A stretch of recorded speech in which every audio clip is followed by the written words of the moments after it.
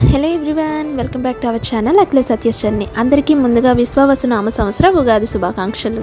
మన అందరిళ్లలో ప్రతి పండక్కి స్వీట్స్ అయితే తప్పకుండా చేసుకుంటాం. ఈ ఉగాదికి ఈ రవ్వలాడుతో మీ ముందుకు వచ్చేసాం. ఈ రెసిపీని ఎలా చేయాలో ఇప్పుడు చూసేద్దాం రండి.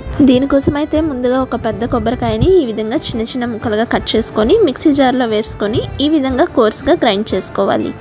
కొబ్బరికాయని సెలెక్ట్ చేసుకున్నప్పుడు ముద్దరగా ఉండే కొబ్బరికాయని మాత్రమే సెలెక్ట్ చేసుకోండి. మనం మిక్సీ పట్టుకున్నప్పుడు ఇలా పొడి పొడిగా వస్తుంది. కొబ్బరికాయని ఈ విధంగా మిక్సీ పట్టుకున్న తర్వాత ఇది పక్కన పెట్టేద్దాం. ఇప్పుడు ఒక పెనం పెట్టి 1 టేబుల్ స్పూన్ నెయ్యి వేసుకుందాం. నెయ్యి వేడెక్కిన తర్వాత ఈ విధంగా జీడిపప్పుని గోల్డెన్ బ్రౌన్లోకి వచ్చేంత వరకు వేయించుకోవాలి. జీడిపప్పులు వేయిపోయండి.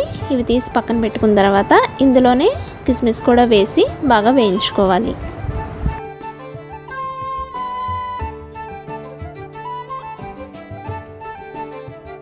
కిస్మిస్ కూడా వేయిపోయండి. ఇప్పుడు ఇదే పాన్లోకి మేమైతే ఒక 1/2 కప్పు గోధుమ నూక తీసుకుంటున్నాం. మనం ఏ కొలతో అయితే గోధుమ నూక తీసుకున్నామో పాకానికి కూడా అదే కొలతో పంచదారని సిద్ధం చేసుకోవాలి.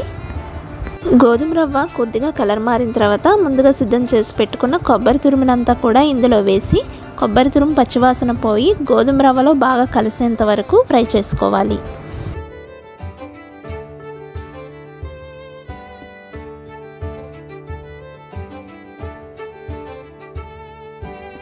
సో చూస్తున్నారు కదండి, ఇక్కడ కొబ్బరి గోధుమ రవ్వ మిశ్రమం ఎంత చక్కగా వేగిందో.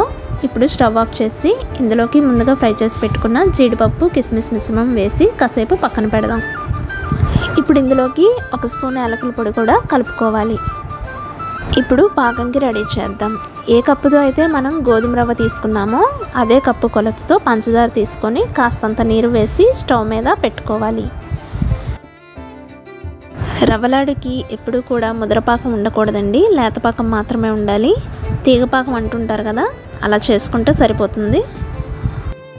సో పాకం ఇలా బాగా మరిగి లేతపాకం వచ్చిన తర్వాత ముందుగా సిద్ధం చేసి పెట్టుకున్న గోధుమ నూక మిశ్రమంలోకి కొద్ది కొద్దిగా వేస్తూ బాగా కలుపుకోవాలి.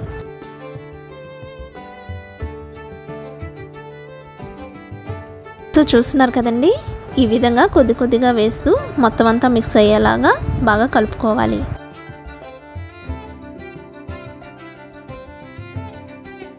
ఇప్పుడు పాకం అంతా వేసిన తర్వాత స్టవ్ మీద ఒక 5 మినిట్స్ ఇలా కలుపుతూ ఉండాలి. స్టవ్ మీద ఈ విధంగా ఒక 5 నిమిషాలు బాగా కలుపుకున్న తర్వాత స్టవ్ ఆఫ్ చేసి ఈ మిశ్రమం కొద్దిగా చల్లబడిన తర్వాత మనం లడ్డూలు ప్రిపేర్ చేసేసుకోవచ్చు.